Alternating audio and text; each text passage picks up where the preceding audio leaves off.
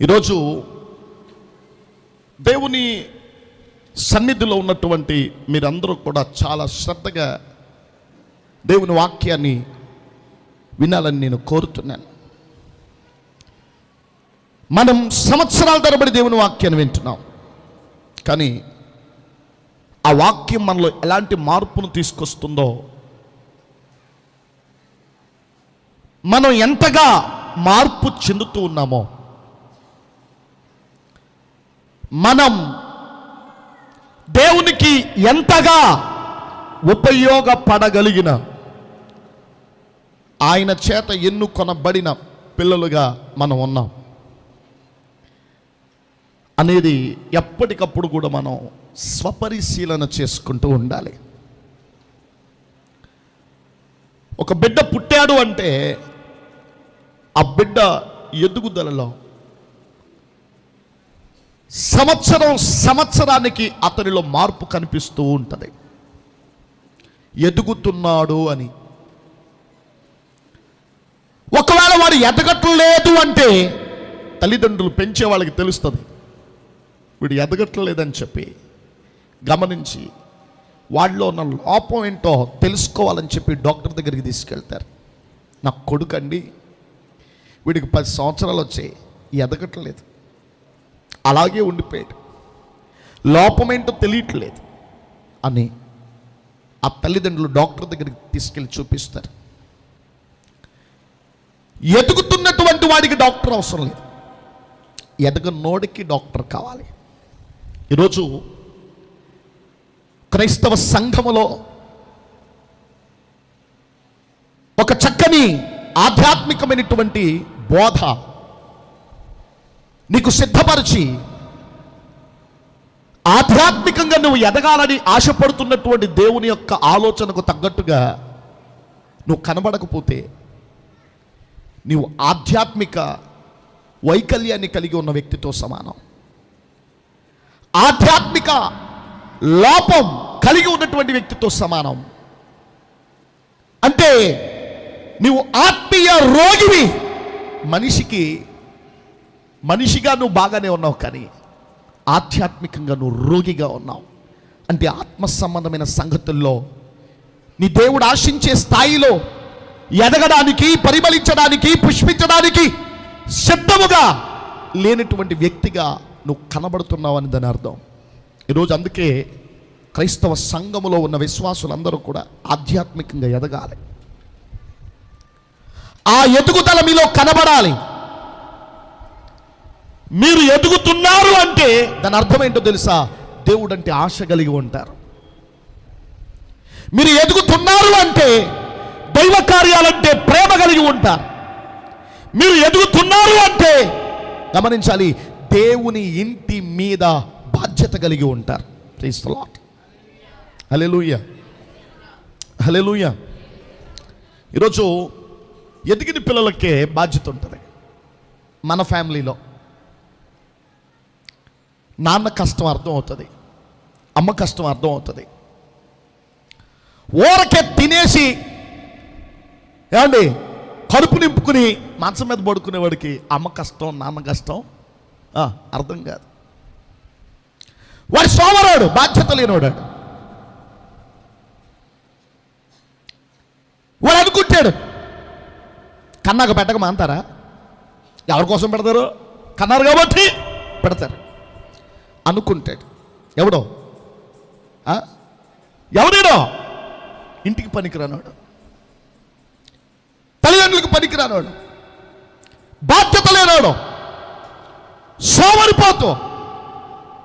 వీడికి గమనించాలి, ఎప్పుడు తెచ్చిపెట్టడమే తప్ప గమనించాలి, వీడు మాత్రం ఆ ఇంటి కోసం ఏమీ ఇవ్వలేడు, ఏమీ చేయలేడు. వాడి పని ఏంటంటే తినటం, తాగడం, పడుకోవడం, అంతే. ఇది నాలో క్రైస్తవ సంఘాల్లో కూడా ఇలాంటి వాళ్ళు జాబితా చాలా ఎక్కువగా కనబడుతూ ఉంటుంది. వీళ్ళెవరు అంటే వాక్యం విని వెళ్ళిపోయేవాళ్ళు. వీళ్ళెవరు అంటే అసలు దేవుడు పిలిచిన పిలుపు యొక్క బాధ్యత గుర్తించిన వాళ్ళు, గ్రహించిన వాళ్ళు. వాళ్ళకి వాళ్ళ ఇంటి కోసం ఏం చేయాలో తెలుసు, వాళ్ళ పిల్లల కోసం ఏం చేయాలో తెలుసు. కానీ పిలిచిన దేవుడి కోసం ఏం చేయాలో వాళ్ళకి తెలియదు. ఎందుకో తెలుసా?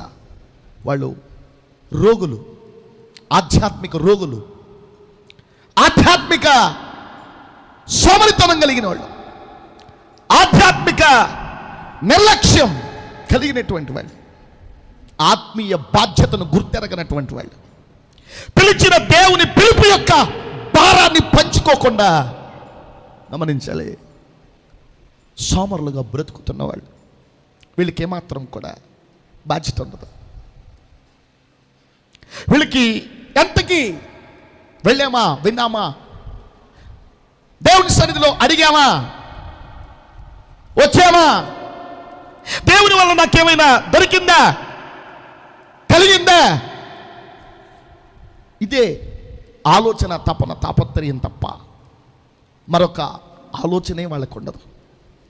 ఈరోజు జాగ్రత్తగా గమనించాలి. కానీ దేవుడు మిమ్మల్ని మీ స్వజనముల్లో నుండి, మీ ప్రాంతంలో నుండి, మీ గ్రామంలో నుండి, మీ పట్టణంలో నుండి దేవుడు మిమ్మల్ని ఎందుకు ఎన్నుకున్నాడో తెలుసా? కేవలం మీ కడుపు మీరు నింపుకుని వెళ్ళిపోయేటటువంటి వారిగా ఉంటారని కాదు. మీ మట్టుకు మీరు సంతృప్తి కలిగినటువంటి వారై ఉండాలనే భావనతో బ్రతుకుతూ ఉంటారని మాత్రం కాదు. అసలు దేవుడు మిమ్మల్ని పిలిచిన పిలుపు యొక్క భారం, బాధ్యత, ప్రత్యేకత వేరు. ఈ దినాల్లో సోది కబుర్లు, సొల్లు మాటలు గుండెల్లో పెట్టుకుని దాని యందు ఆనందించే క్రైస్తవ సంఘాలని చూస్తున్నాం. కానీ క్రీస్తు కొరకు భారం కలిగి బ్రతికి క్రైస్తవ సంఘాలు ఈ దినాల్లో కొదువైపోయాయి, కరువైపోయాయి. మంట లేని సంఘాలు, భారం లేని సంఘాలు, బాధ్యత లేని సంఘాలు క్రైస్తవ్యంలో పెరిగిపోయాయి. కానీ ఒకనాటి క్రైస్తవ సంఘం అలా లేదు. ఒకనాటి క్రైస్తవ సంఘానికి ప్రాణం అంటే తీపి లేదు, ధనం అంటే ప్రేమ లేదు, దేవుడంటే ఎందాకైనా సాగిపోవడమే లక్ష్యంగా పెట్టుకుని బ్రతికారు. దేవునికి స్తోత్రం చెప్పండి. చప్పట్లు కూడా మహింపరచండి. ఆనాటి క్రైస్తవ్యానికి ఈనాటి క్రైస్తవ్యానికి పొంతన లేదు. ఈనాటి క్రైస్తవ్యం మేలులు కొరకైన క్రైస్తవ్యం. ఈనాటి క్రైస్తవ్యం బాధలు తెచ్చుకునే క్రైస్తవ్యం. ఈనాటి క్రైస్తవ్యం సుఖాన్ని కోరుకునే క్రైస్తవ్యం. ఈనాటి క్రైస్తవ్యం కన్నీళ్లు లేకుండా బ్రతికేయాలని అనుకునే క్రైస్తవ్యం. ఆనాటి క్రైస్తవ్యం మేలు కొరకైనది కాదు.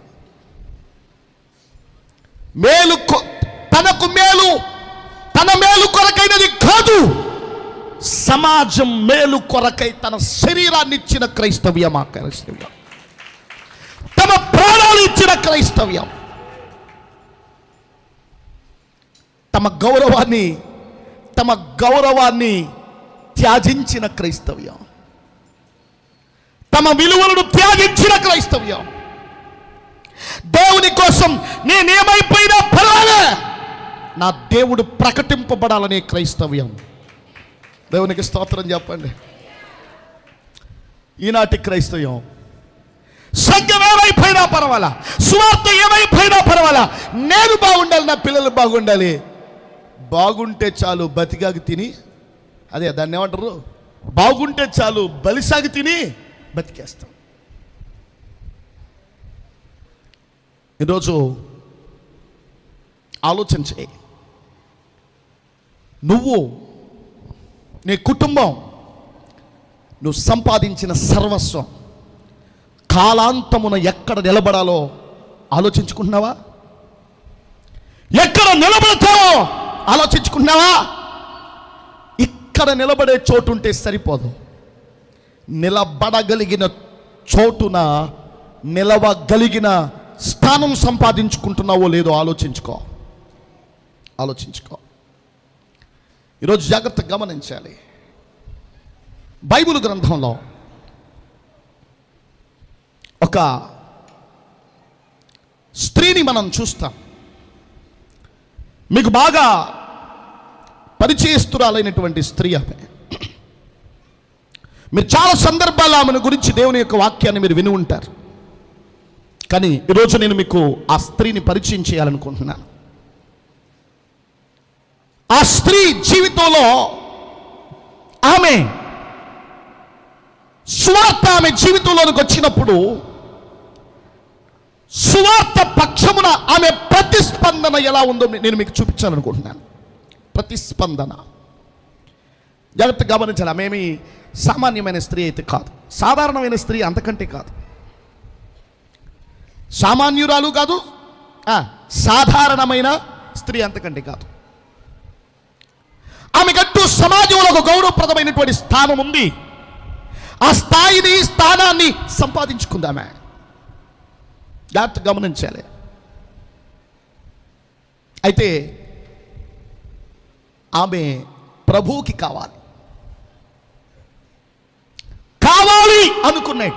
మీలాగనే మిమ్మల్ని ఎలా కావాలనుకున్నాడో ఆమెను కూడా అలాగే కావాలనుకున్నాడు. కాకపోతే మిమ్మల్ని కావాలనుకున్న దేవుని ఆలోచనకు తగ్గట్టుగా మీరు బతకట్లేదు.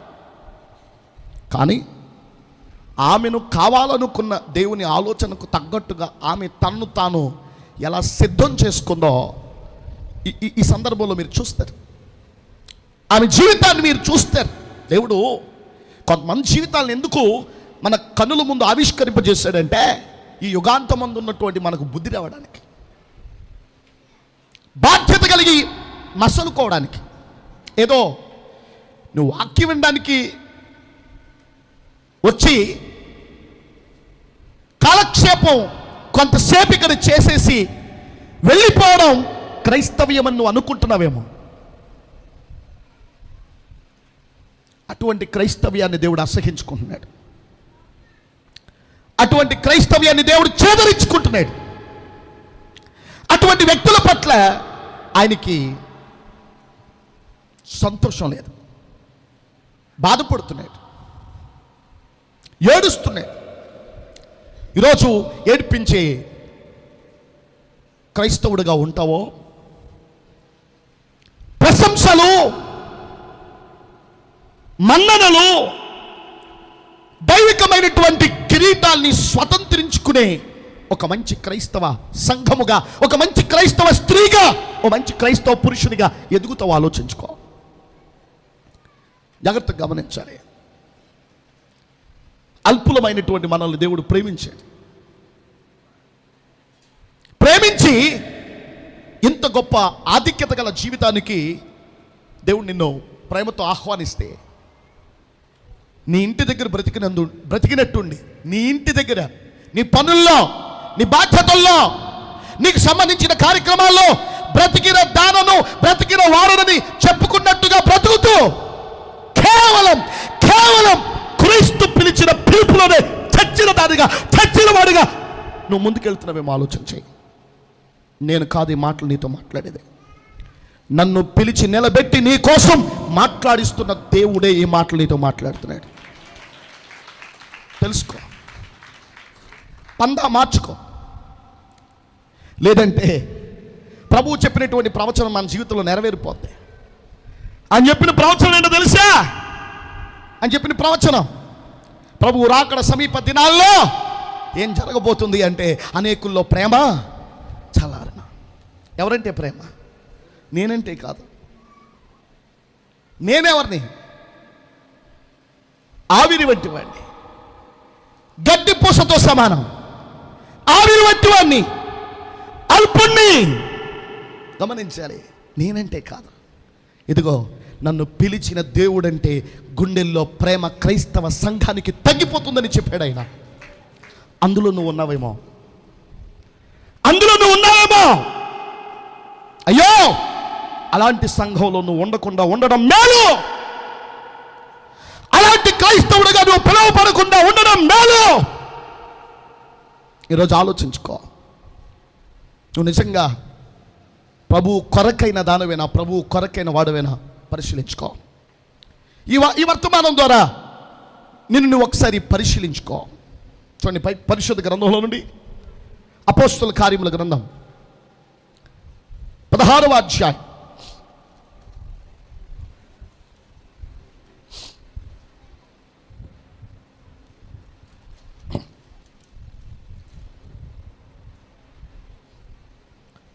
11వ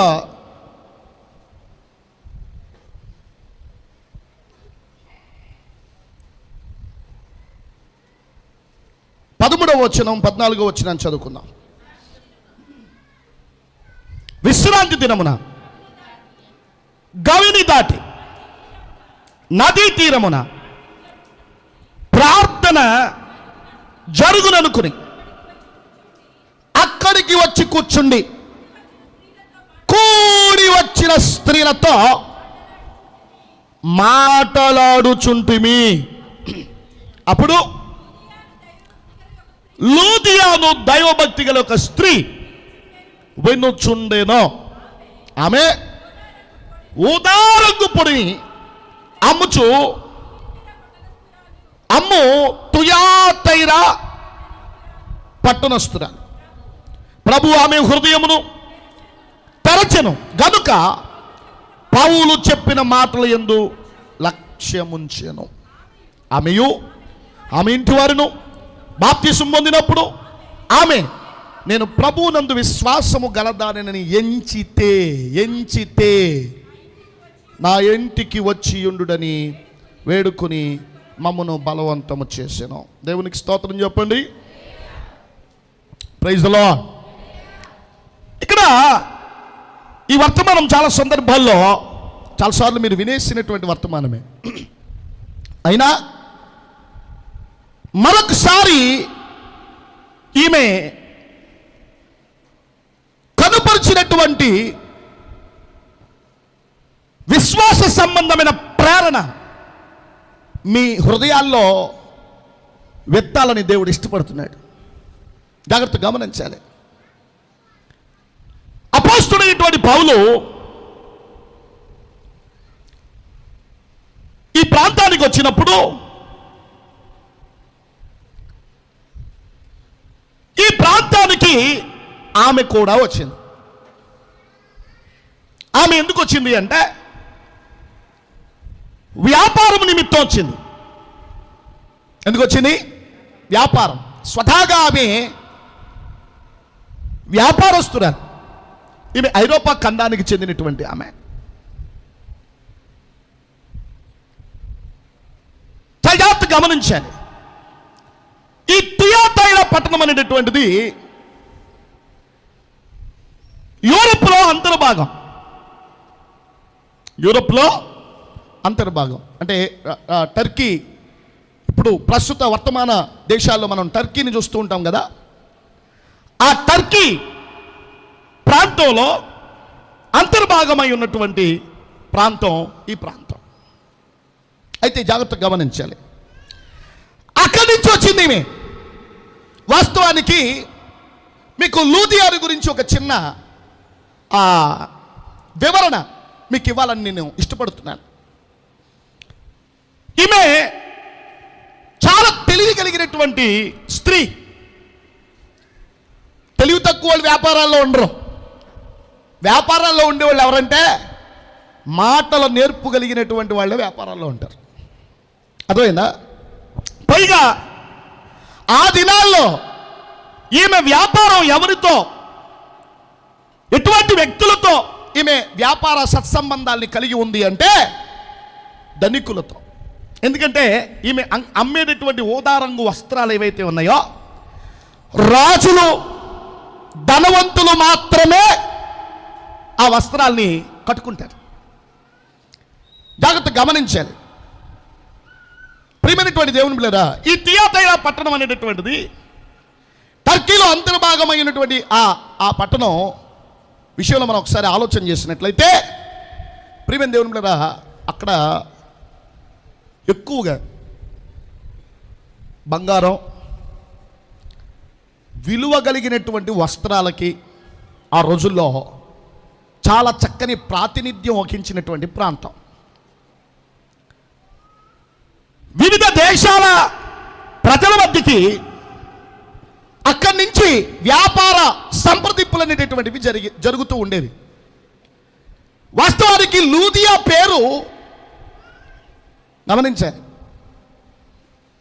ఆమె పేరు లూదియా కాకపోయి ఉండొచ్చు. ఎందుచేతనంటే లూదియా అనేటటువంటి పేరు ఆమెకు బిరుదుగా వచ్చినటువంటి పేరు అయి ఉండొచ్చు. ఈమె వచ్చినటువంటి ప్రాంతం ఏ ప్రాంతం అయితే, ఏ ఐరోపా ఖండం నుండి అయితే ఈమె బయలుదేరి టర్కీలో అంతర్భాగమైనటువంటి ప్రాంతం నుండి ఈమె వచ్చింది వ్యాపారం కోసం. అక్కడి నుంచి వ్యాపారం కోసం వచ్చినటువంటి ఎవరినైనా సరే ఆయా ప్రాంతాల వాళ్ళు ఎలా పిలిచేవారు అంటే లూదియన్లు అని పిలిచేవారు వాళ్ళని. అర్థమైందా? లూదియన్లు అని పిలిచేవారు. మీకు ఉదాహరణకి ఒక చిన్న విషయం చెప్తాను, అంటే మీకు బాగా అర్థం అవడం కోసం. మనకి బైబిల్లో మగ్దలేని మరియా ఉంది. ఎవరు అందరూ చెప్పాలి? మగ్దలేని మరియా. అయితే ఈ మగ్దలేని మరియా పూర్తి పేరు తెలిసిన వాళ్ళు ఎవరైనా చెప్పగలరా? పూర్తి పేరు మగ్దలేని మరియా పూర్తి పేరు చెప్పగలరా? ఎవరికైనా తెలుసా? వాస్తవానికి మగ్దలేని అనేటటువంటిది పేరు కాదు, ఆమె ఊరి పేరు. మరియా ఆమె అసలు పేరు. దేవునికి స్తోత్రం చెప్పండి, గట్టిగా చెప్పండి. మరియా అసలు పేరు, ఆమె ఊరి పేరు మగ్దలేని. మగ్దల్ అంటే గమనించాలి, ఆ పేరుకు అర్థం ఏంటంటే గోపురం. ఏంటండి? గోపురపు ఊరు. దేవునికి స్తోత్రం చెప్పండి, గట్టిగా చెప్పండి. కాబట్టి ఈ మగ్దలేని మరియను అప్పటికి ప్రభువుతో కంటిన్యూ అవుతున్నటువంటి, అనగా ప్రభువును వెంబడిస్తున్నటువంటి అనేక మంది స్త్రీలలో కొంతమంది మరియలు ఉన్నారు. కాబట్టి ఈ మరియను గుర్తించడానికి మగ్దలేని అనే ప్రాంతం నుండి వచ్చింది కాబట్టి ఆమెకి మగ్దలేని మరియా అనే పేరు వచ్చింది. స్తోత్రం చెప్పండి, గట్టిగా చెప్పండి. ప్రాంతాన్ని బట్టి వ్యక్తిని గుర్తించడం అక్కడ జరిగింది. ఇప్పుడు అట్లాగే మనకి ఇంకో సందర్భం కూడా కనిపిస్తూ ఉంటుంది. అదేంటంటే బైబిల్లో కురేనీయుడైన సీమోను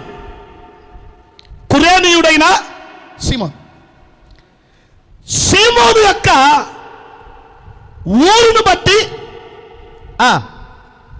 అతనికి కురేనీయుడు అని పేరు పెట్టబడి. అతని ఊరేది? కురేనీ ప్రాంతానికి చెందినవాడు సీమోన్.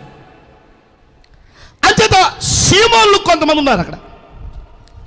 ఈ సీమోన్ను గుర్తించడానికి కురేనీ అని పెట్టారు. తార్సువాడైన సౌలు ఎక్కడి వాడు? తార్సు అనే ప్రాంతానికి చెందినవాడు. తజాత్ గమనించారు. అలాగే టర్కీలో అంతర్భాగమైనటువంటి ఈ ప్రాంతం నుండి ఆవలి ప్రాంతానికి వెళ్ళినటువంటి వారికి, వ్యాపారం కోసం వెళ్ళినటువంటి వారికి ఆ ప్రాంత వాస్తవ్యులు పెట్టుకున్న పేరేంటంటే లూదియన్లు. స్తోత్రం చెప్పండి, చప్పట్లు కూడా దేవుని మహిమపరచండి. ఈమె చాలా కాలంగా అక్కడ వ్యాపారం చేస్తుంది కాబట్టి అసలు పేరు మరుగైపోయి ఈమెకి ఏ పేరు స్టాండర్డ్ అయిపోయిందంటే లూదియా.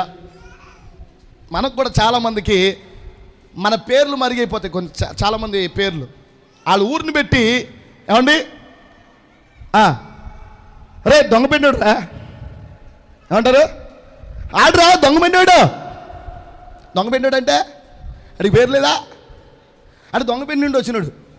స్తోత్రం చెప్పండి, హల్లెలూయా.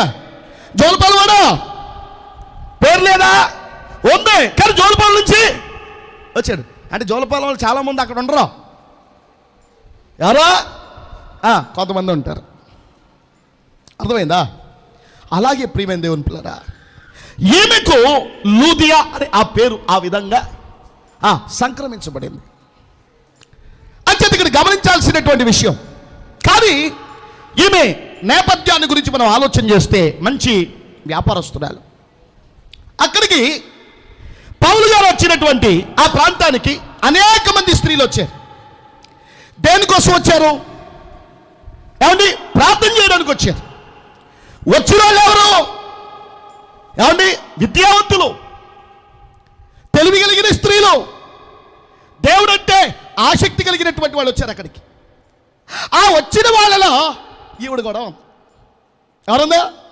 ఈవిడ కూడా ఉంది ఆ వచ్చిన వాళ్ళలో. అయితే అక్కడ ప్రార్థన జరుగును అనుకుని ఎవరు వెళ్ళారు? లూది వెళ్ళింది, పౌలు వెళ్ళాడు. దేవునికి స్తోత్రం చెప్పండి, గట్టిగా చెప్పాలి. పౌలు గారు వెళ్ళారు. వెళ్ళి ఏమండి జాగ్రత్తగా గమనించాలి. అక్కడ ఏం చేస్తున్నారంటే అక్కడ ఉన్న వారితో మాట్లాడుతున్నారు. ఎవరిని గురించి? ప్రభువుని గూర్చి. చప్పట్లు కొట్టి దేవుని మహిమపరచాలి. పౌలు పనేంటి? ప్రభువుని గురించి మాట్లాడాలి, ప్రభువుని గురించి ప్రకటించాలి.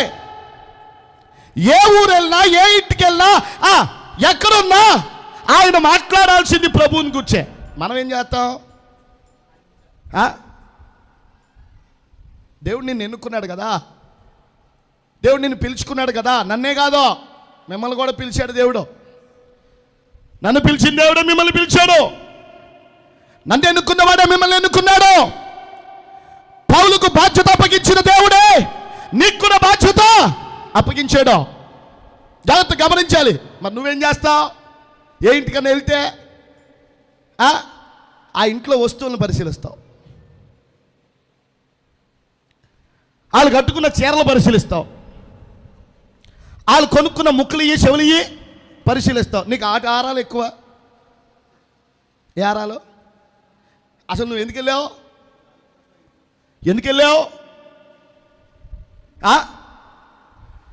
ఆ ఆరాలు తెలుసుకోవడానికి వెళ్ళావా? నీ నేపథ్యం ఏంటి? నీ బాధ్యత ఏంటి? ఏ రోజైనా నువ్వు గుర్తించావా? ప్రభువుని నమ్ముకున్నావు కదా, ప్రభువుని పిలిచాడు కదా. నువ్వు మాట్లాడితే, నువ్వు నోరు విప్పితే నీ హృదయ స్పందన, నీ ఆత్మీయ మంట, నీ బాధ్యత, నీ తపన ఏమై ఉండాలో తెలుసా? నువ్వు సంపాదించిన, నువ్వు పొందుకున్న, నీ హృదయాన్ని తెలిసిన ప్రభు యొక్క సువార్తను గురించి నువ్వు చెప్పగలిగి ఉండాలి. దేవునికి స్తోత్రం చెప్పండి, గట్టిగా చెప్పండి. మీకు బైబిల్లో ఒక స్త్రీ కనిపిస్తుంది. ఆమె కూడా ఒక్కతే. ఆమె సమరయురు, సమరయ స్త్రీ. ఆమె పేరేం పేరు? సమరా బెమరా? ఆమె పేరేం పేరు? ఆమె పేరు వాస్తవానికి అక్కడ లేదు, వ్రాయబడలేదు. ఆమె ప్రాంతాన్ని బట్టి ఆమెకు సమరయ స్త్రీ అని పెట్టారు. అంటే ఆమె ప్రాంతంతో ఆమెను గుర్తిస్తున్నారు. ఆమె ప్రాంతంతో గుర్తించేటటువంటి ఆ ఒక్కతే అయినటువంటి అమ్మాయి ఎక్కడికి వెళ్ళింది అంటే నీళ్లు తోడుకోవడానికి బావి దగ్గరికి వెళ్ళింది. ఆ బావి దగ్గర యేసుప్రభు వారు ఉన్నారు. యేసుప్రభు వారు ఉండి ఆయన దేని గురించి చెప్పారు? బావి దగ్గర ఉన్న ప్రభు ఆమెను ఒక విషయం, ఆమెతో మాట కలిపారు. ముందు మాట కలపాలి కదా మాట్లాడాలంటే. మాట కలపడానికి ఆయనకు ఉపయోగపడిన అంశం ఏమిటి అంటే బావి. యేసు బావిని ఆధారంగా చేసుకుని గమనించాలి, జీవజలముల ఓట అయిన తన్ను గురించి ప్రజెంట్ చేసుకున్నాడు. చప్పట్లు కొడితే గట్టిగా.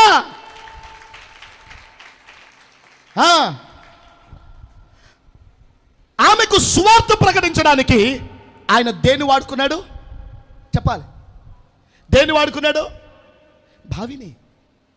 బావిని వాడుకున్నాడు, దాహాన్ని వాడుకున్నాడు. నువ్వు ఇతరులకు యేసు ప్రభువుని గురించి చెప్పడానికి ఏం వాడుకుంటావు? అసలు వాడుకోవాలన్న కాన్సెప్ట్ నీ మనసులో ఉంటే కదా,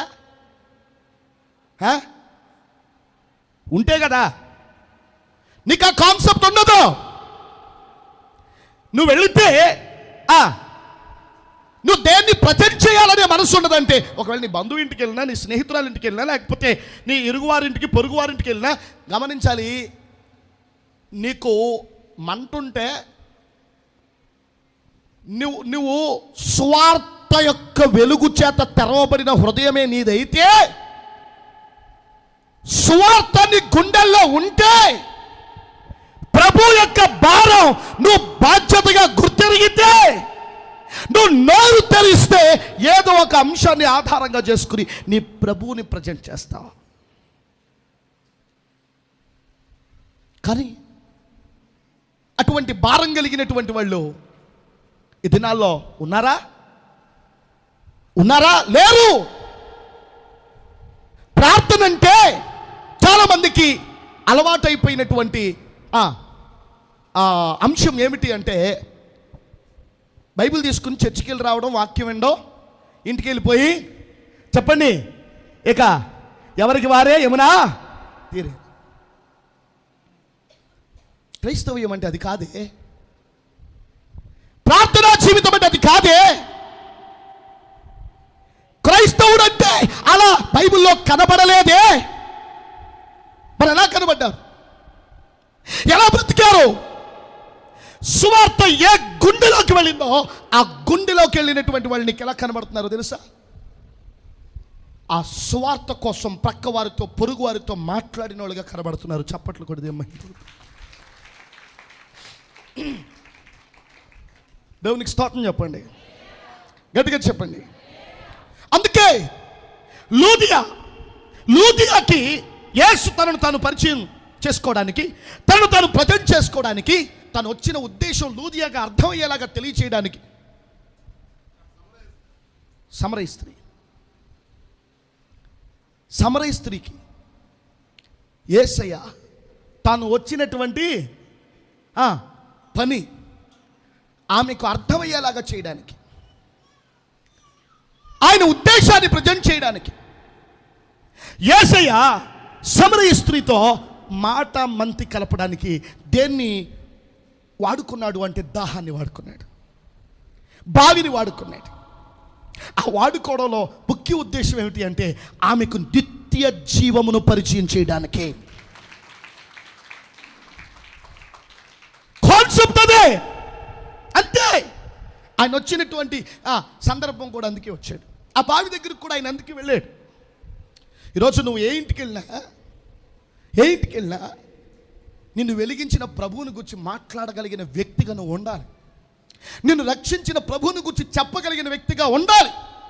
ఏదో ఒక సందర్భాన్ని నువ్వు అక్కడ పరిస్థితులకు అనుగుణంగా నువ్వు వాడుకునేటటువంటి వ్యక్తివిగా ఎప్పటికప్పుడు నూతన పరచబడుతుండాలి. స్తోత్రం చెప్పండి.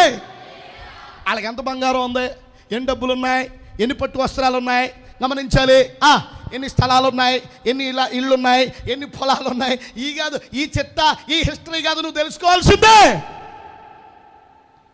నువ్వు సంపాదించుకున్న ధన్యతలను గురించి చెప్పాలి.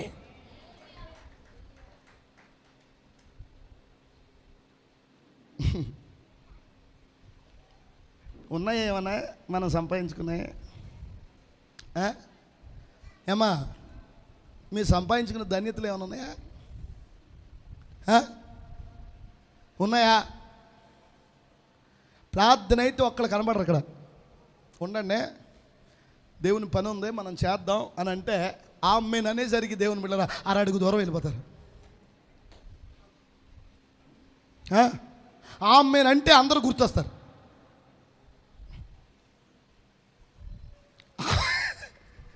ఆమెన్ అంటే అందరూ గుర్తొస్తారు. కొంతమందికి గడియారం ఒకటి దగ్గరికి వెళ్ళేసరికి ఇక అందరూ గుర్తొచ్చేస్తారు. ఇంకెప్పుడు ముగిస్తాడు. మీకు విషయం చెప్పనా? ఎన్నాళ్ళు ఇంటి దగ్గరికి వెళ్ళిపోయినా,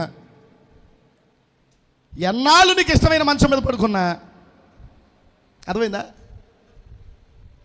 నీ ముగింపు మంచం మీద ఉండదు. దేని మీద ఉండదు? నీ ముగింపు మంచం మీద ఉండదు. జాగ్రత్త గమనించాలి. నిన్న ఉదయం ఒక వాక్యం చదివితే అక్కడ ఏమని రాయబడి ఉందంటే, ప్రియులరా, చాలా అద్భుతమైనటువంటి మాట. ఇప్పుడు దాన్ని వెతకాలంటే మన టాపిక్కే డైవర్ట్ అయిపోతుంది. నువ్వు తొందరగా చేసి నీకున్న పని ఏదో నువ్వు తొందరగా చేసేసుకుని నువ్వు వెళ్ళే స్థలంలో ఏ పని చేయడానికి టైం ఉండదు. నీకు పని చేయడానికి టైం ఉండదు. నీ బాధను చూసుకోవడానికే, అసలు నీ బాధను తలంచుకోవడానికి నీకు టైం ఉండదు. ఇంక పని ఎక్కడ ఉంటుంది అని చెప్తాడు. జాగ్రత్తగా గమనించాలి. అంచేత ప్రియులారా, ఈ ఇల్లు, ఈ పిల్లలు, ఈ ఒళ్ళు, ఈ బాధ్యతలు, ఈ బంధాలు, ఈ లోకం, ఈ పని, ఈ ఉద్యోగం, ఈ వ్యాపారం గమనించాలి. ఈ వాహనం, నీ ఇష్ట వస్తువులు ఏవి నీతో రావు. అవి ఏవి శాశ్వతమైనవి కావు. శాశ్వతమైన వాడు, నిరంతరము ఉండదగిన వాడు, నిత్యము కనబడుతూ ఉండేవాడు, నువ్వు చూస్తూ ఉండేటటువంటి వ్యక్తి ఎవరో తెలుసా? నిన్ను నిర్మించిన సర్వాధికారి అయిన దేవుడు. పరలోకంలో ఉంటే ప్రభుతోనే ఉంటావు, నరకంలో ఉంటే నిత్యమైన చూస్తూ ఉంటావు.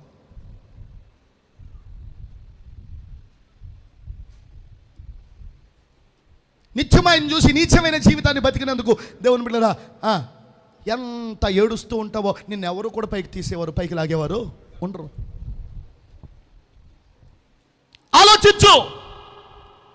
అందుకే జాగ్రత్తగా గమనించాలి. నీవు ఎవరి ఇంటికైనా వెళ్ళినప్పుడు వాళ్ళ హిస్టరీ చట్టాలు తీకు. వాళ్ళకి ఏముందో నీకు అనవసరం. అది నీ కూడా రాదు, వాళ్ళు కూడా రాదు. కానీ వాళ్ళకు కూడా వచ్చే దాని గురించి మాట్లాడతావా? వాళ్ళు కూడా వచ్చేదేంటి? నిత్య జీవం. అంచేత యేసయ్య సమరయ స్త్రీతో మాట్లాడితే ఆయన మాటలు ఆమె హృదయాన్ని తెరిచాయి. ఏం చేశాయి? తెరిచాయి. ఆమె హృదయం తెరవబడి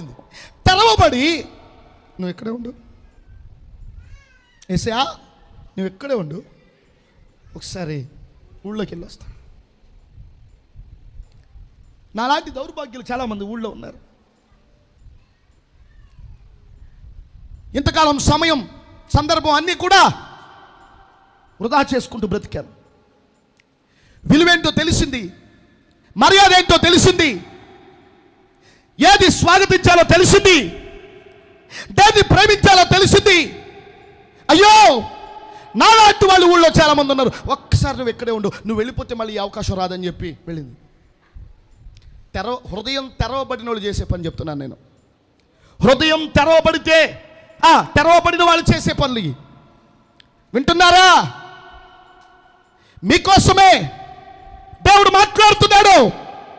నిజంగా నీ హృదయం తెరవబడితే నీ ప్రభు నిన్ను మౌనంగా ఉండనివ్వడు. హృదయం తెరవబడినటువంటి వారు చేసే పని ఏమిటి అంటే ప్రభువుని గురించి మాట్లాడతారు. వాళ్ళు మౌనంగా ఉండలేరు. వాళ్ళని బంధించిన మౌనంగా ఉండరు. వింటున్నారా? బంధించిన మౌనంగా ఉండరు. చెరసాల్లో వేసిన మౌనంగా ఉండరు. దేవుడే గనక హృదయం తెరిస్తే, సువార్తే గనక నీలో బ్రతికుంటే, సువార్తకు చెరసాల అడ్డు కాదని పౌలు రుజువు చేశాడు. చప్పట్లు కొట్టగలవా?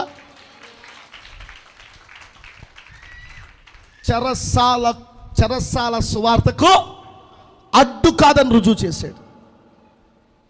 ఎస్, నువ్వు ప్రభువుని గురించి మాట్లాడడానికి గమనించాలి. నీ వ్యాపారం అడ్డు అనుకుంటున్నావా? నీ చేతి పని అడ్డు అనుకుంటున్నావా? నీ ఉద్యోగం అడ్డు అనుకుంటున్నావా? పౌలుకి సువార్త ప్రకటించడానికి చెరసాలే అడ్డు కానప్పుడు గమనించాలి, సువార్త చేత వెలిగింపబడిన నీ హృదయం సువార్త చేత రేపబడుతూ ఉంటే, సువార్త ప్రకటించడానికి ఏది అడ్డు కాదు. స్తోత్రం చెప్పాలి, గట్టిగా చెప్పాలి. అందుచేత ఈరోజు జాగ్రత్త గమనించాలి. ఆమె ఊళ్ళోనికి వెళ్ళి ఊరి జనాంగాన్ని పోగేసుకొచ్చింది. అమ్మా, సువార్త నిన్ను వెలిగించింది కదా, సువార్త ప్రకాశం నిన్ను తాకింది కదా, నిన్ను మండించింది కదా, వాక్యం నీ గుండెల్లో కొలువై ఉంది కదా. ఆ వాక్యం మాట్లాడదా? ఎవరితో మాట్లాడదా? ఎవరికి సాక్ష్యం ఇవ్వదా? ఆ వాక్యం జీవం గలది కదా. ఆ వాక్యం గుండె లోతుల్లో దూరి ఎముకల్ని మూలికల్ని విభజించినంత మట్టుకు దూరి, గమనించాలి, దేవుణ్ణి గుర్చి పాడేలాగా, దేవుణ్ణి గుర్చి మాట్లాడేలాగా, దేవుణ్ణి గుర్చి సాక్ష్యం ఇచ్చేలాగా చెయ్యదా? వాక్యం సజీవమైనది కదా. సజీవమైన వాక్యం నీ గుండెల్లో ఉంటే నువ్వు ఎలా మౌనంగా ఉండగలవు? నువ్వు ఎలా నెమ్మదిగా ఉండగలవు? నువ్వు రేపబడవా? నువ్వు మండించబడవా? నశించిపోతున్న వారు నీ కన్నుల ముందు కనబడుతూ ఉంటే వాళ్ళ విషయమైనటువంటి భారాన్ని కలగదా? ఆలోచించి, నీకెందుకు కలగట్లా? ఇదిగో లూదియా ఏమండి ఏం చెప్తుందో తెలుసా? ఇక్కడ జాగ్రత్తగా గమనించాలి. మనం ఈ మాటలు పరిశీలన చేసినట్లయితే, అప్పుడు లూదియా అను దైవభక్తి గల యొక్క స్త్రీ వినుచుండెను. ఈమెకి దైవభక్తి ఉంది.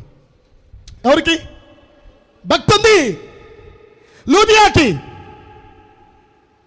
అర్థమవుతుందా? అయితే ఆమె వింటుంది, పౌలు చెప్తూ ఉంటే వింటుంది. అక్కడ ఏమని రాయబడింది తెలుసా? ప్రభువు ఆమె హృదయమును తెరిచెను గనుక. స్తోత్రం చెప్పాలి.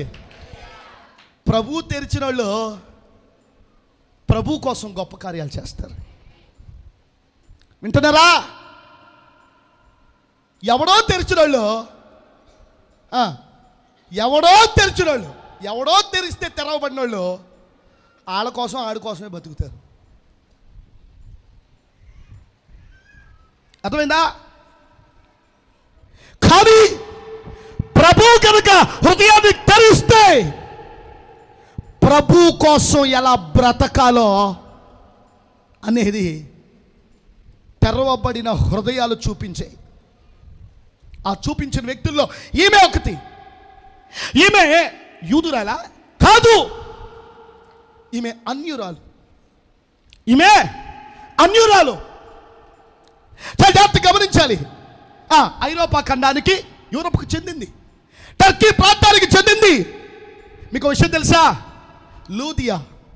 లూదియా టర్కీ దేశంలో, యూరోప్లో మొట్టమొదటి క్రైస్తవురాలో.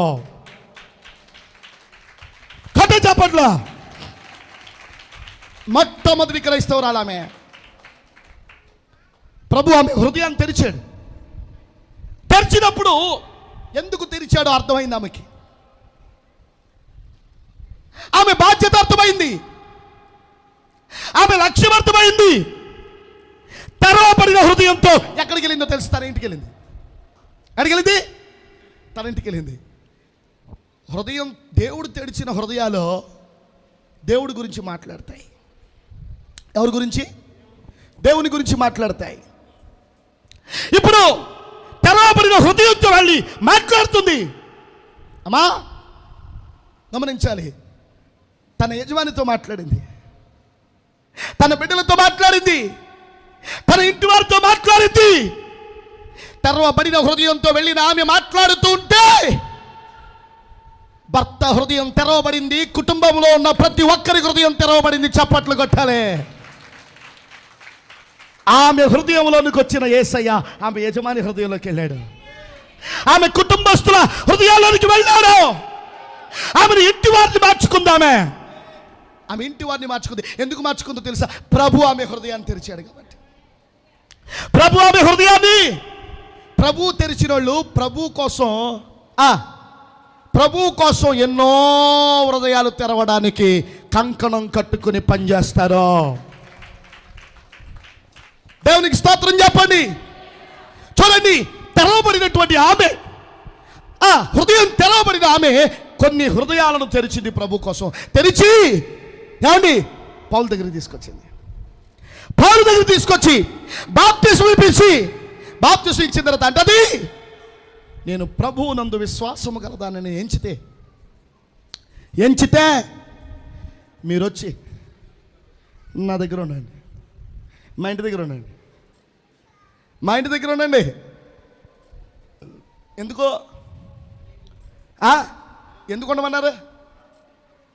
లూదియా తన ఇంటిని ఎలా మార్చిందో తెలుసా? దేవుని మందిరంగా మార్చింది. కొట్టాలి గట్టిగా చెప్పట్లేదు. దేవుడి కోసం బ్రతకడం అంటే ఇది కాదా? చాలామంది విశ్వాసులకి యేసు ప్రభువుని నమ్ముకుంటారు, భార్య భర్తలు ఇద్దరు కూడా ప్రభువుని నమ్ముకుంటారు, ఇద్దరు చర్చికి వస్తూ ఉంటారు. ఆ చర్చికి స్థలం ఉండదు, అక్కడ చర్చి నడుపుకోవడానికి స్థలం ఉండదు. అర్థమైందా? దైవజనుడు మందిరం కోసం ప్రార్థన చేస్తూ ఉంటాడు, స్థలం కోసం ప్రార్థన చేస్తూ ఉంటాడు. చాలా జాగ్రత్తగా గమనించాలి. కానీ లూదియా ఏ విధంగా అయితే దేవుడి కోసం నిలబడిందో అలా నిలబడేటటువంటి వాళ్ళు ఈ దినాల్లో దేవుడి కోసం చాలా అరుదుగా కనిపిస్తారు. చాలా అరుదుగా, దేవా మందిరానికి స్థలం ఈయన, దేవా మందిరం కట్టుకోవాలి నాయన, దేవా మా పాస్టర్ గారికి సువార్త ప్రకటించడానికి ఒక ప్రత్యేకమైనటువంటి స్థలం కావాలి, ఈ అద్దెంట్లలో ఈ అద్దె స్థలాల్లో ఉండలేకపోతున్నామని చెప్పి ప్రార్థన చేస్తారు. కానీ దేవా నా స్థలం ఉంది కదా, నా ఇల్లు ఉంది కదా, దాన్ని నీ ఆలయంగా మారుస్తా, నీ సంఘంగా మారుస్తా, నన్ను అందుకోసం నువ్వు ఎన్నుకున్నావు కదా, ఏర్పరచుకున్నావు కదా, ఇదిగో నాకున్నది నీది, ఇదిగో నీ కోసం నేను నా భర్త ఈ పని చేయడానికి సిద్ధంగా ఉన్నామని చెప్పుకుని బ్రతికే సాక్ష్యార్థమైనటువంటి విశ్వాసులు చాలా అరుదుగా ఈ దినాల్లో క్రైస్తవ సంఘాల్లో ఉన్నారు. ఈరోజు జాగ్రత్త గమనించాలి. ప్రభు ఎవరి హృదయం తెలుస్తాడో వాళ్ళ గురించి ఆలోచించరు, వాళ్ళ ఇంటి గురించి ఆలోచించరు, వాళ్ళ సొత్తు గురించి ఆలోచించరు, వాళ్ళ ఉద్యోగం గురించి ఆలోచించరు, వాళ్ళ వ్యాపారం గురించి ఆలోచించరు. ప్రభు హృదయం తెరిచిన వాళ్ళు వాళ్ళ పని గురించి ఆలోచించరు, ప్రభు గురించి ఆలోచిస్తారు, ప్రభు కార్యాల గురించి ఆలోచిస్తారు. ఈరోజు జాగ్రత్త గమనించాలి. దేవుని పిల్లరా, లూదియా అలా చేసేది. మనకి బైబిల్ గ్రంథంలో ఫిలిప్పీలకు రాసిన పత్రిక ఉంది కదా, ఆ సంఘం ఎక్కడదనుకుంటున్నారు? జాగ్రత్త గమనించాలి. ఈమె కట్టిందే, చప్పట్లు కొట్టండి.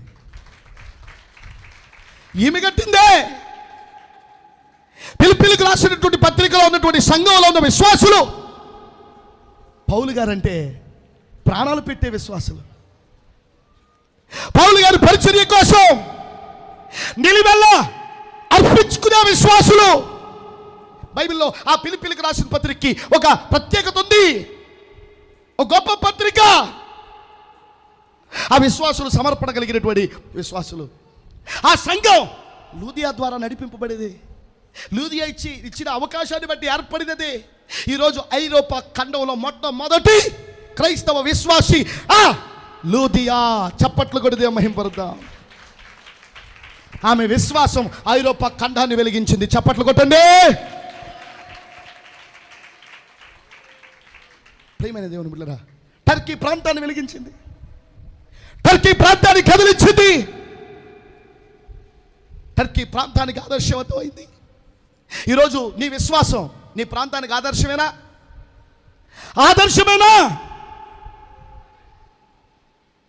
లేకపోతే నువ్వు బైబిల్ ఇచ్చుకుని వస్తావంటే వెళ్ళిపోతుంది. బైబిల్ ఇచ్చుకుని దీని బతుకు మారలేదు, దీని మాట మారలేదు, దీని ప్రవర్తన మారలేదు, దీని బుద్ధి మారలేదు, బైబిల్ ఇచ్చుకుని వెళ్ళిపోతుంది అని ఎంతమంది అనుకుంటున్నారు? నీ మార్పు లేని జీవితాన్ని చూచి,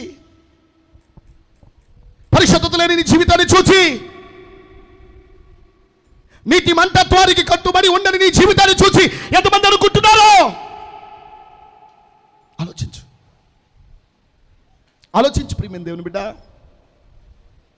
ఈరోజు ఇదిగో నీ ప్రాంతంలో నువ్వు రక్షింపబడ్డావంటే, నీ ప్రాంతంలో నువ్వు వెలిగించబడ్డావంటే, నీ ప్రాంతంలో ప్రభువు నిన్ను సాక్షిగా ఏర్పరచుకున్నాడంటే ఎంతమందిని వెలిగించగలుగుతున్నావు, ఎంతమందిని ప్రభు కోసం నడిపించగలుగుతున్నావు? అసలు నీ భర్తను మార్చుకున్నావా?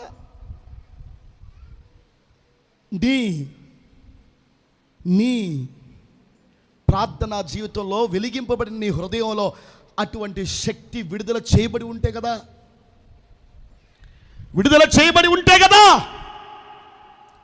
మారడానికి, మార్పు చెందడానికి. పేరు క్రైస్తవ సంఘానికి అక్కర్లేదు.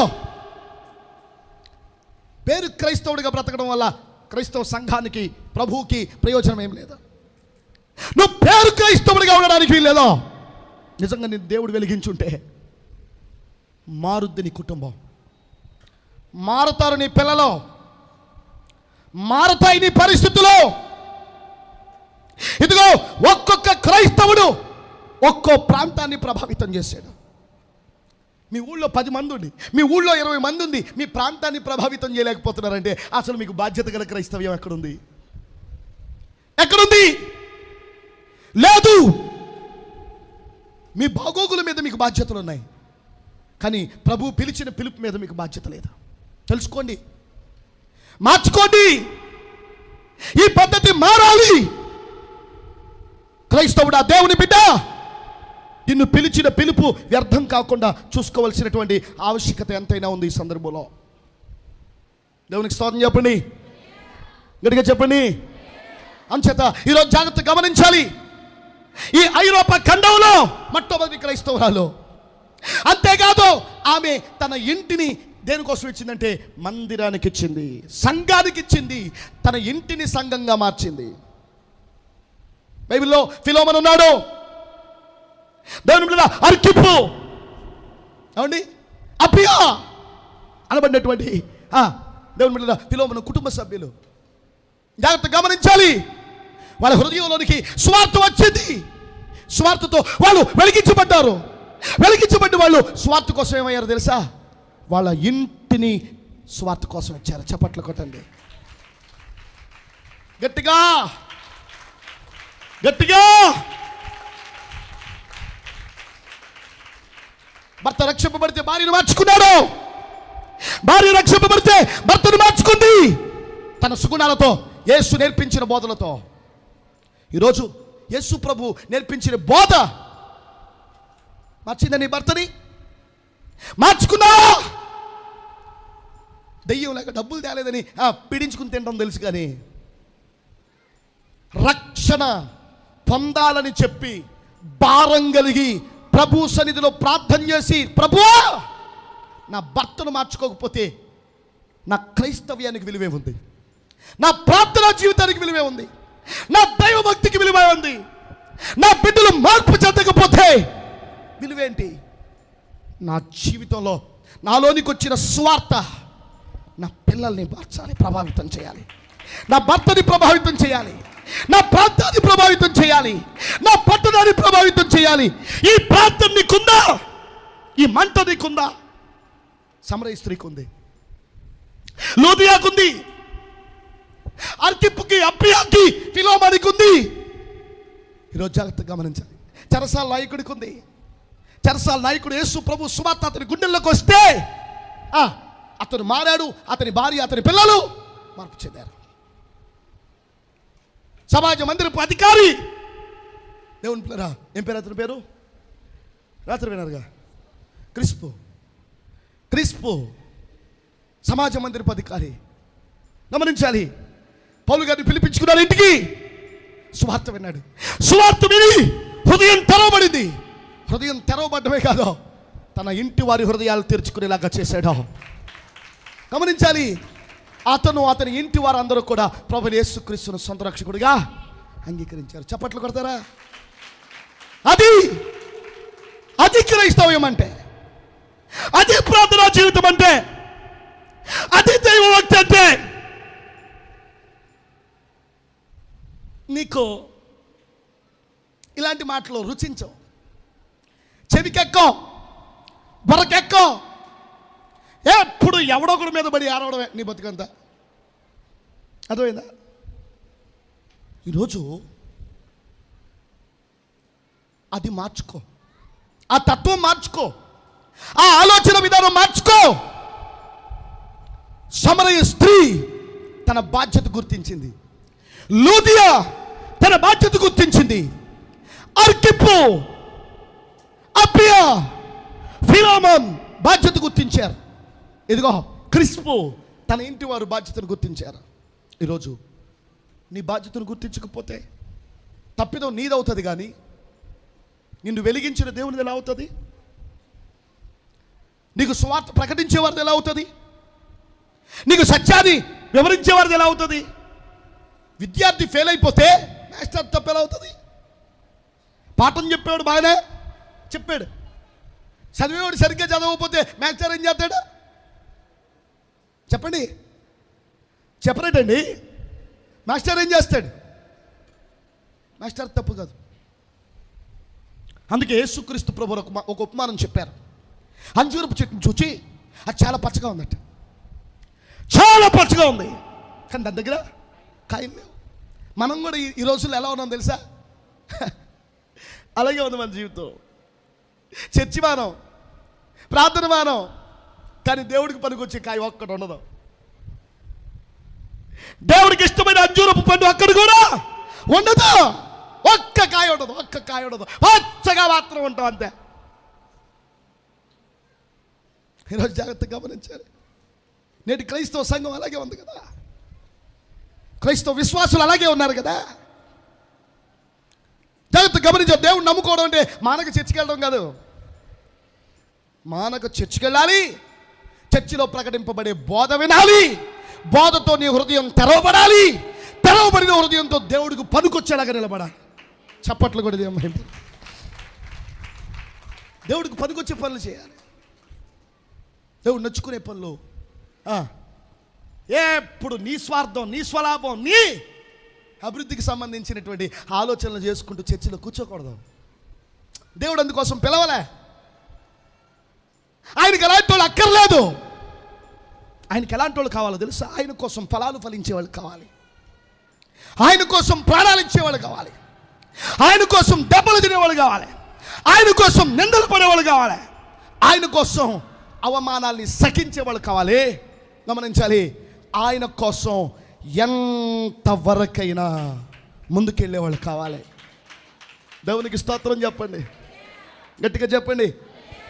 అవమానాన్ని లక్ష్య పెట్టేవాళ్ళు కదా ఆయనకు కావాల్సింది. ఎవడైనా ఒక మాట అంటే 100 సార్లు పీక్కుంటావు. నువ్వేం క్రైస్తవుడివి, నువ్వేం క్రైస్తవురాలివి, నిన్నెవడు మాట అనకూడదు, నిన్నెవడో మాట అనకూడదు, అసలు ఎవడు నేను తప్పుగా మాట్లాడకూడదు.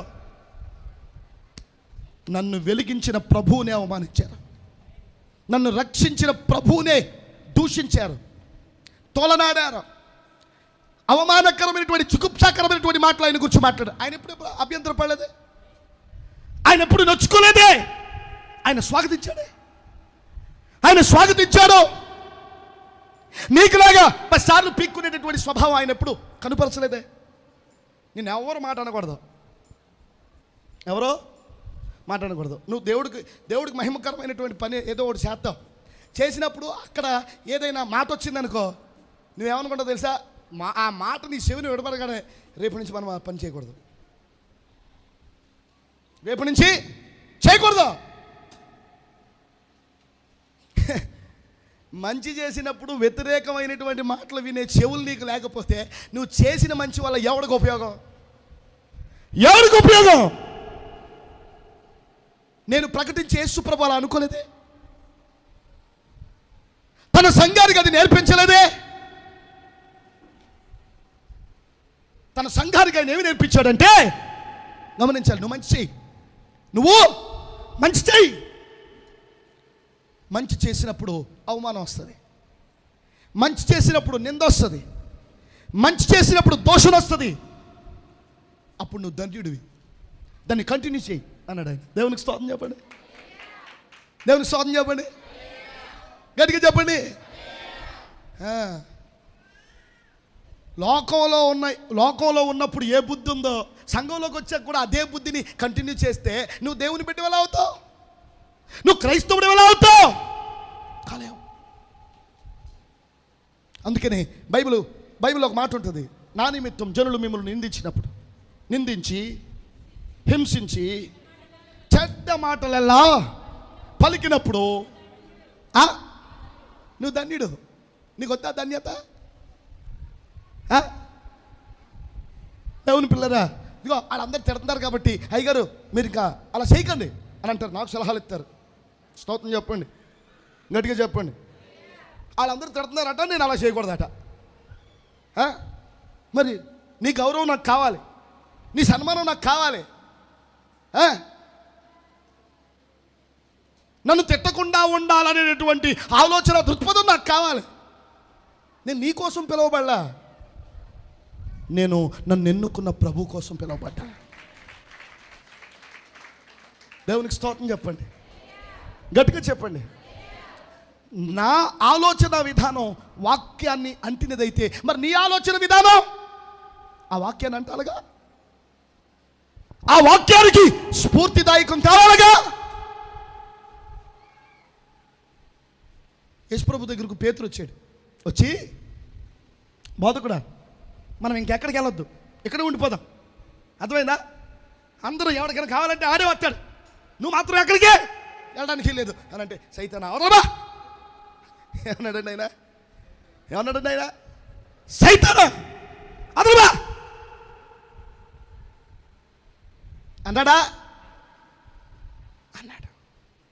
అన్నాడు. ఈరోజు గమనించాలి, సువార్తను మానవీయ కోణంలో చూడబాకు. యేసుక్రీస్తు ప్రేమను, ప్రేరణను లోక సంబంధమైన సంబంధాలతో ముడి పెట్టుబాకు. లోకం యొక్క తీరు వేరు, దేవుని యొక్క ప్రేమ విధానం వేరా. దాన్ని బురకెక్కించుకొని ముందు అది నీకు తెలియాలి. లోకం యొక్క నీతి నీకు ఉపయోగపడేవాడికి ఉపయోగపడాలి, నిన్ను పాడు చేసేవాడికి దూరంగా ఉండాలి. దేవుని యొక్క తీరు నిన్ను పాడు చేసేవాడి కోసం కూడా ప్రాణం పెట్టాలి. ఇది దేవుని తీరు. స్తోత్రం చెప్పండి. ఈ స్థాయికి నీ విశ్వాసం ఎదగాలి, ఈ స్థాయికి నీ భక్తి గల జీవితం ఎదగాలి, ఈ స్థాయికి నీ ఆధ్యాత్మిక జీవితం పురికొల్పబడాలి. ఈరోజు ఆలోచన చేయి, నువ్వు ఎంతవరకు వచ్చావు భక్తి గల జీవితంలో? నువ్వు ఎంతవరకు ఎదిగావు భక్తి గల జీవితంలో? ఇదిగో లూదియా, ఆమె హృదయం తెరవబడగానే తెరిచిన హృదయంతో యేసుని గురించి మాట్లాడడం మొదలుపెట్టింది. నువ్వు తెరవబడ్డావుగా, మాట్లాడుతున్నావా? నీ అన్నదమ్ములతో, నీ అక్క చెల్లెలతో, నీ స్నేహితులతో, నీ ప్రక్కవారితో, నీ పొరుగువారితో ప్రభువుని గురించి మాట్లాడుతున్నావా? సువార్తను గురించి మాట్లాడుతున్నావా? దేవుని వల్ల పొందిన మేలుని గురించి మాట్లాడుతున్నావా? అభివృద్ధిని గురించి మాట్లాడుతున్నావా? ఆనందాన్ని గురించి మాట్లాడుతున్నావా? దేన్ని ఆధారంగా చేసుకుని యేసును ప్రజెంట్ చేస్తున్నావు? యేసును పరిచయం చేస్తున్నావు? యేసును పరిచయం చేయాలనే మనసు నీ గుండెల్లో ఉందా? అసలు ఆదివారం ప్రార్థనకు రావడమే కష్టం మనకే, నిజమే కదా? తప్పదు అన్నట్టుగా వస్తున్నాం, తప్పదు అన్నట్టుగా. చాలామంది జాగ్రత్త, మనుషులతో పరాచకాలు అన్నట్టు దేవుడితో ఆటలాడకూడదు. బైబిల్లో ఒక మాట ఉంటుంది, ఉంటే వెచ్చగైనా ఉండు లేదా చల్లగైనా ఉండు. నువ్వు ఎలా ఉండకూడదంటే ఉంటే వేడి నీళ్ళుగా ఉండు లేదా చల్లనీళ్ళుగా ఉండు. చల్లనీళ్ళు వేడి నీళ్ళు కలగలిపినా నునువెచ్చని స్థితి నీలో ఉండకూడదు. అలా ఉంటే నోట్లోంచి ఉమ్మేస్తాను జాగ్రత్త, నోట్ల నుండి ఉమ్మేస్తాను జాగ్రత్త అంటున్నాడు దేవుడు. భయపడవా దేవుని మాటకి, లోపడవా దేవుని మాటకి, సరి చేసుకోవా నీ ఆలోచన విధానాన్ని, మార్చుకోవా నీ పద్ధతిని, నీ నోటిని, నీ ఆలోచన విధానాన్ని. ఎంతకాలం, ఎన్నాళ్ళలో బ్రతుకుతావు? ఎన్ని దినాలలో బ్రతుకుతావు? ఇటు లోకానికి కాకుండా అటు దేవునికి కాకుండా ఎన్నాళ్ళు బ్రతుకుతావు?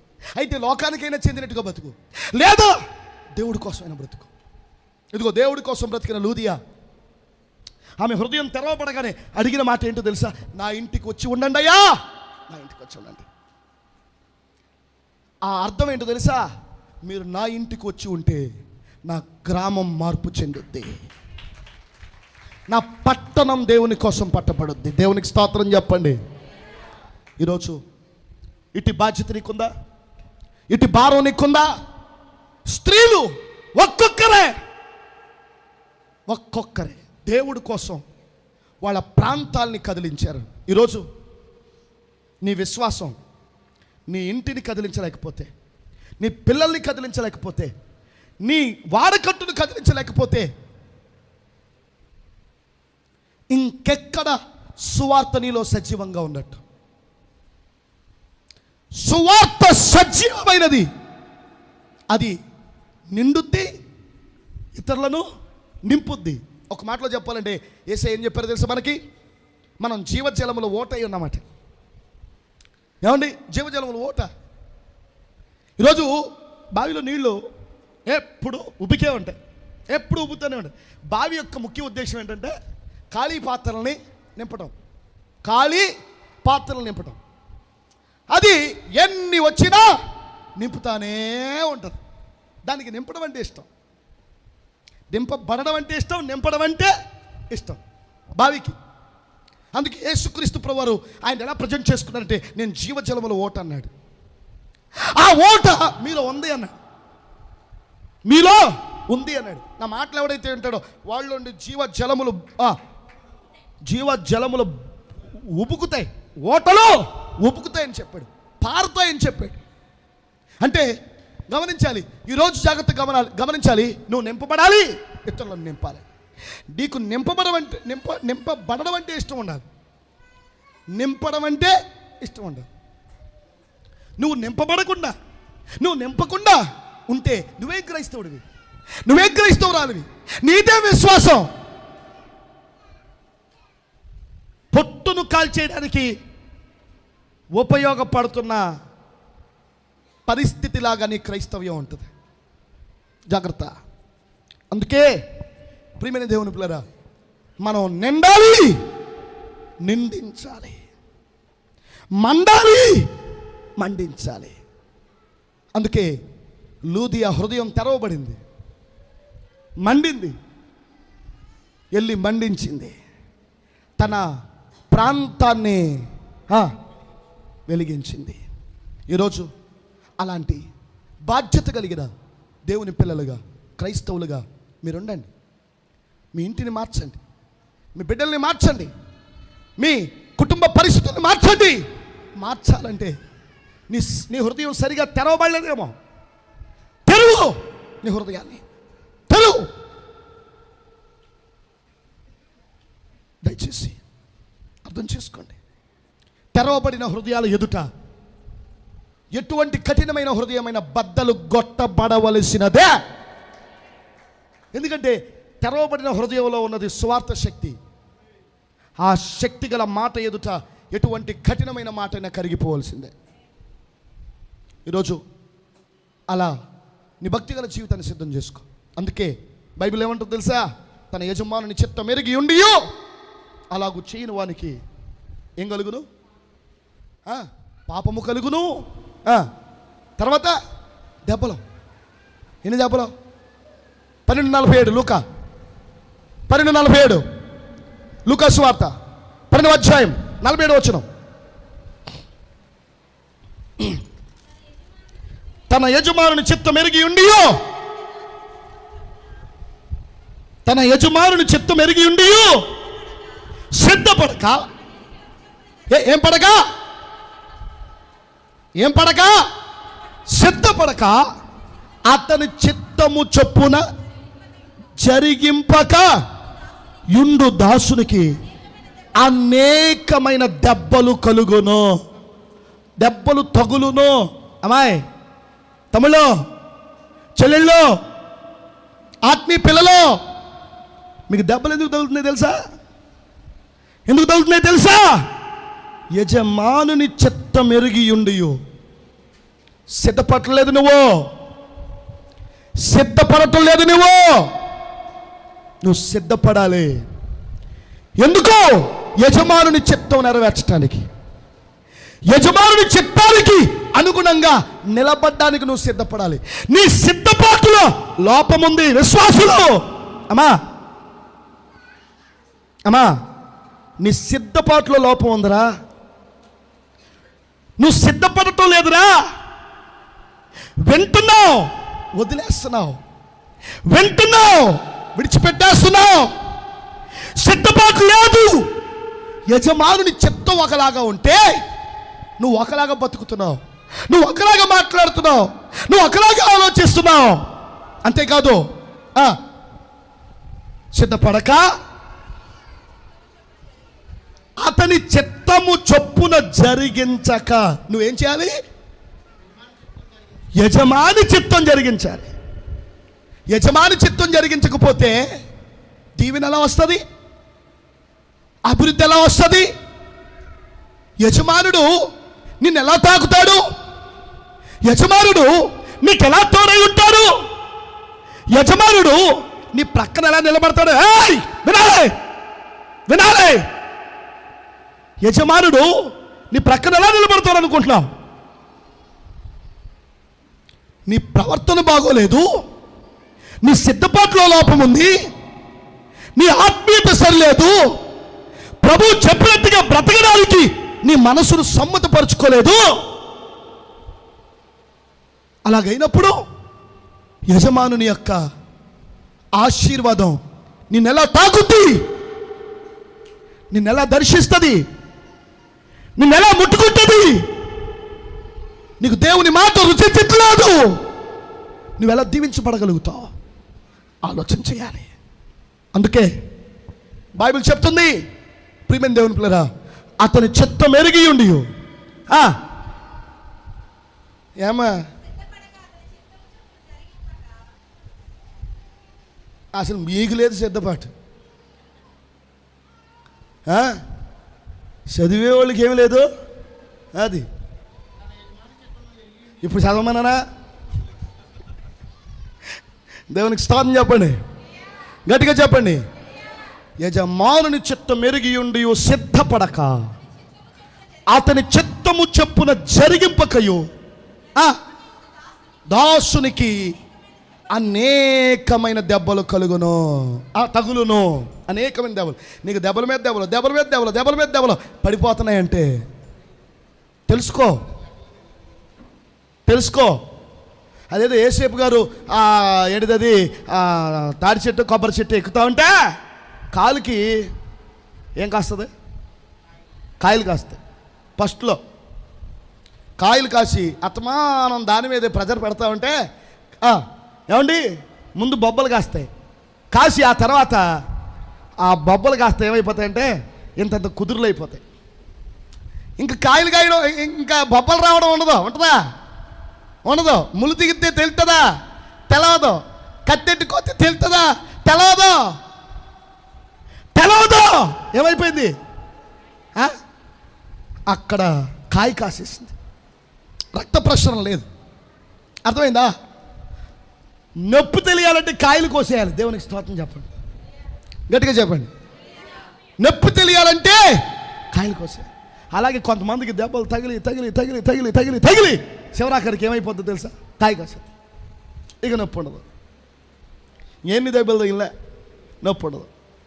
ఎన్ని ఇబ్బందుల్లో పడినా దేవుని బిడ్డలారా గమనించాలి, నేను ఇబ్బందిలో ఉన్నానన్నటువంటి పరిస్థితి వాళ్ళకి అనిపించదు, అనిపించదు.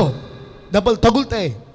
అమ్మా దెబ్బలు తగులుతున్నప్పుడు తెలుసుకో, ఎదురు దెబ్బలు తగులుతున్నప్పుడు తెలుసుకో, మార్చుకో. ఎక్కడ పడిపోయావో పడిపోయిన చోటు నుంచి లే, పలిగిపోయిన చోటు నుంచి లే, విడిచిపెట్టేసిన మంటల నుండి లే. ఏ మంట నీకు దూరం అయిపోయిందో, ఏ మంట నీ మనసును ఇదివరకు దహించేసినట్టు ఇప్పుడు అసలు కాలిపోవటం అంటే ఏంటో కూడా తెలియనట్టు బ్రతుకుతున్నటువంటి పరిస్థితి నీ జీవితంలో ఉంటే నువ్వు చచ్చిపోయావని కదా అర్థం. పేరుకు మాత్రమే బతికి ఉన్నావు, ఆత్మీయంగా చచ్చిపోయావని కదా అదని అర్థం. దయచేసి ఆలోచించి, ఇదివరకు చిన్న ప్రార్థన చేయకపోతేనే మనసు వేధించేసేది. ఇప్పుడు రోజుల తరబడి ప్రార్థన చేయకపోయిన మనసు ఏం మాట్లాడతా, చచ్చిపోయింది.